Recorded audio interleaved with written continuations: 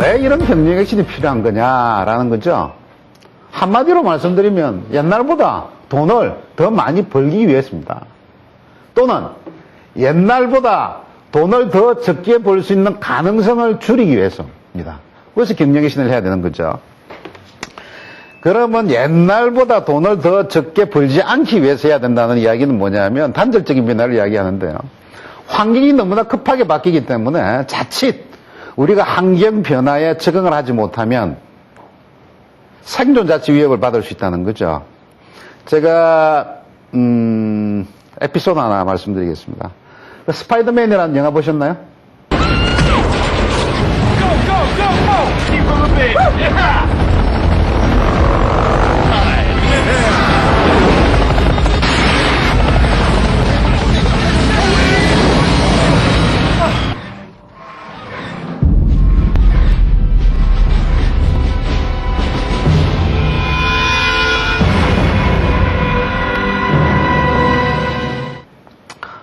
이 영화 보신 분 알지만 이 장면이 실제 영화에서는 생략이 되어 있습니다. 나오지가 않아요. 그런데 이 영화의 이 예고편을 만들기 위해서 상당한 돈과 시간이 투자가 됐는데 왜 힘들여서 이걸 만들어 놓고 이 장면을 스킵을 했을까요? 이게 2001년 이 여름에 이제 이걸 만들었는데 이걸 이제 만들어 놓고 2001년 가을에 이제 개봉을 하려고 보니까 벌써 9.11 테러라는 게 발생을 해서 지구상에는 이런 월드 트레이드 센터라는 것 자체가 없어져 버렸습니다. 이 장면이 이제 월드 트레이드 센터가 붕괴되는 모습인데요. 실제 장면을 좀 합성을 하고 백그라운드 뮤직으로 누구의 노래죠? 엔냐.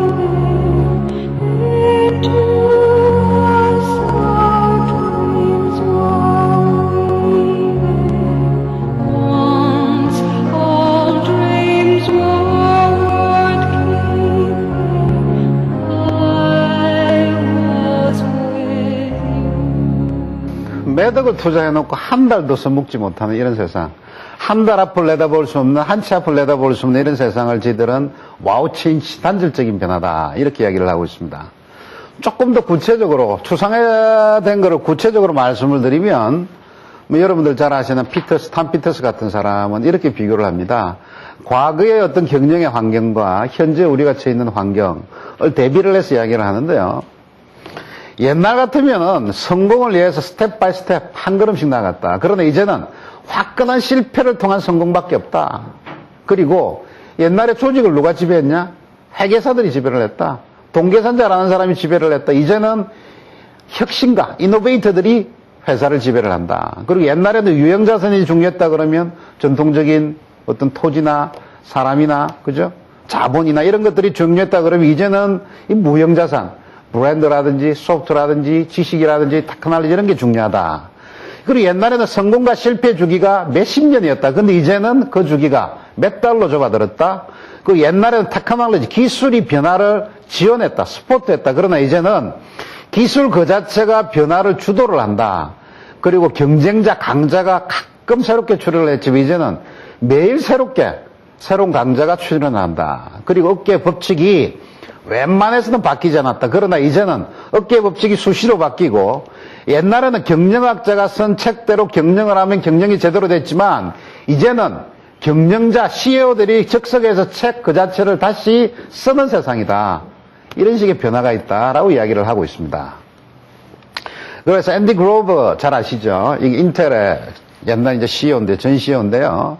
이 사람이 10 곱하기의 변화라는 이야기를 합니다. 그러니까 이 10 곱하기라는 게 변화의 속도가 또는 변화의 폭이, 변화의 깊이가 과거보다는 10배 이상이다. 특히 통신과 컴퓨터, 의학, 그러니까 BT, IT, 그죠? NT 이런 부분의 속도는 과거의 10배 이상의 스피드와 깊이와 폭이 다가오고 있다. 이제 이런 식의 주장을 하는 거죠. 그럼 이런 변화에 대해서 우리가 어떻게 적응할 거냐는 문제인데요. 현재 지구를 지배하고 있는 동물은 무엇일까요? 혹시 개미라고 생각해 보신 적 없으십니까? 베르나르 베르베르가 개미라는 책에서 이렇게 이야기를 하고 있습니다. 지구를 지배하고 있는 건 사람이 아니고 우리 개미다. 사람이란 존재는 한순간 스쳐 지나가는 존재다. 왜냐하면 개미 나이가 이제 1억 살이고 사람 나이가 300만 살이거든요. 그러니까 개미보다, 사람보다 개미가 한 30배를 더 살았어요. 현재 지구상에 살고 있는 개미의 무게의 총합계와 지구상에 살고 있는 사람의 무게를 다 합하면 어느 게 무거울까요? 비슷하다 그럽니다. 이게 되게 사람들이 뭐 사람 무게가 훨씬 더 많이 나가는 줄 아는데 사실은 개체수로 따지면 뭐 개미 숫자가 훨씬 더 많은 거죠. 그리고 무게로 따지면 양자가 비슷합니다. 그러니까 우리가 사는 영역하고 개미가 사는 영역이 틀리니까 우리야 뭐 이런 데서 살고 도시에서 살고 개미 아프리카 밀림 같은 데서 사니까 우리가 잘 몰라서 그렇지 그걸 다 합하면 개미의 무게하고 사람의 무게가 비슷하다는 거죠 이게. 근데 개미 입장에서 보면 이렇다는 겁니다. 내가 한 60평생 살았는데 작년 초에 뭐 지구상에서 이상하게 생긴 동물들이 나와서 뭐 토지를 오염시키고 빌딩 올리고 뭐 환경 오염시키고 이제 까부는데 좀 저짓하다가 저것들 얼마 못 가서 멸종할 것이다 이렇게 생각을 한다는 거죠. 조만간 멸종하고 뭐 영원히 옛날과 마찬가지로 지구는 우리가 지배하는 것이다 이렇게 생각을 한다는 겁니다. 공룡 이야기하죠.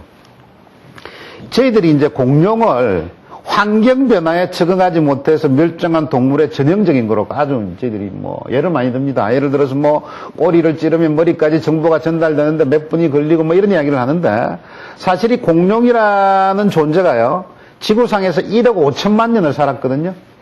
이게 사람보다 50배를 더 살았어요. 그러니까 우리가 공룡 보고 환경 변화에 잘 적응한다 못한다 이런 건방진 소리를 하려고 그러면 지금보다 한 50배 더 살아보고 300만 년이 아니고 한 1억 5천만 년 살아보고 그 다음에 이제 이런 이야기를 해야 됩니다.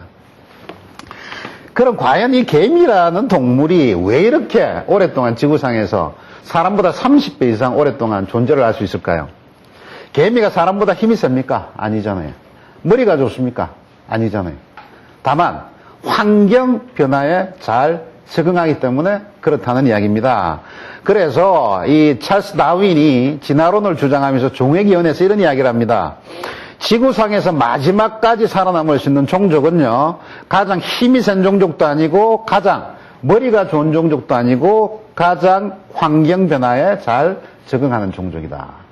얼마나 환경 변화에 잘 적응할 것인가, 라는 거죠. 마이클 포터, 여러분들 잘 아시죠?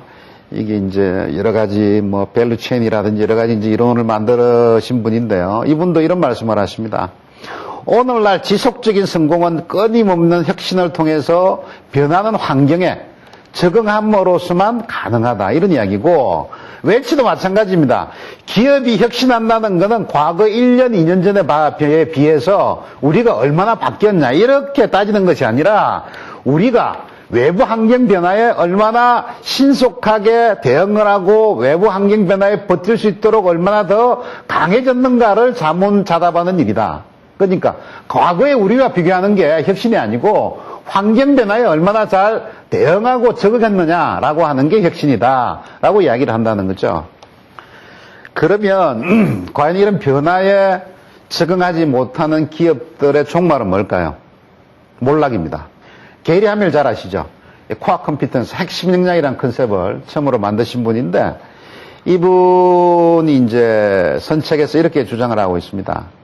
거대 기업이 망하는 그 과정을 보니까 두 가지인데 그 모든 출발이 과거의 성공 때문에 거대 기업이 몰락을 하더라. 두 가지 이유인데 첫째 하나는 과거를 집착을 하든지 또는 미래 창조를 하지 못하든지 두 가지 이유인데 왜 과거를 집착을 하느냐 하면 과거를 실패했기 때문이 아니라 과거에 성공을 했기 때문입니다. 예를 들어서 어떤 조직이 어떤 특정한 부분에서 경이적인 실적을 올린다 라고 하면 모든 사람들이 그 실적에 만족을 하고 자만감이 빠진다는 거죠. 또는 또 여러 가지 성공을 통해서 풍부한 자원을 축적을 한다. 그리고 그 자원을 계속 늘려 나간다. 그러다 보면 그 자원에 집착을 해서 과거 성공에 집착을 해서 새로운 창조를 못한다라는 거죠. 그 다음에 과거에 어떤 기업들이 어떤 아주 최적한 구조를 갖고 있으면 예를 들어서 뭐 반도체 산업에서 많은 돈을 벌었으면 그 사업을 버리지를 못한다는 거죠. 그리고 어떤 특정한 전략을 구사를 해서 성공을 하면 그 전략 자체를 환경이 바뀌는데도 바꾸지를 못한다는 겁니다. 그래서 미래 창조가 안 된다는 거죠. 그래서 과거에 집착을 하든지 미래 창조를 하지 않든지 하면 몰락을 한다. 이런 이야기입니다. 미국 같은 경우에 70년 동안 과거 100대 기업에서 살아남은 회사가 39개고 그 중에서 100대 기업 자리를 그대로 유지하고 있는 회사가 18개 회사고 그 다음에 평균 수익률 이상을 달성한 회사가 GE하고 코닥 2개밖에 없고 우리나라도 마찬가지입니다. 1965년 매출 100대에서 2004년까지 생존한 기업은 12개밖에 없다. 이제 이런 이야기들이 다 이제 계리화면의 이야기를 반증해주는 증거들이죠.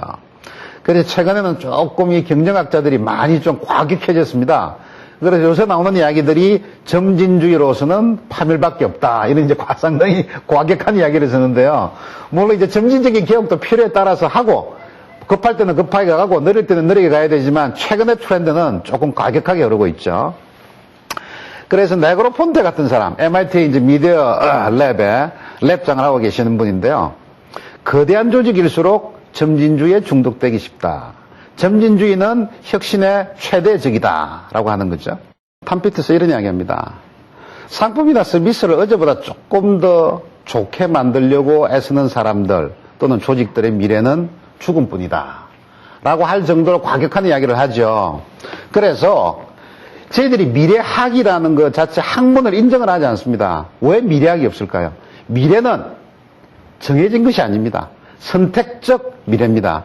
그래서 이런 이야기를 하죠. 피터 드러크라는 사람은 사회과학의 대상은 예측의 대상이 아니다. 그것은 바람직한 것이 만일 있다 그러면 그것을 달성하기 위해서 지금 준비하고 행동하는 것이 중요하다. 다시 말씀드리면 미래라는 건 정해진 게 아니라 지금 우리가 어떤 준비를 하고 어떤 선택을 하느냐에 따라서 미래가 결정된다.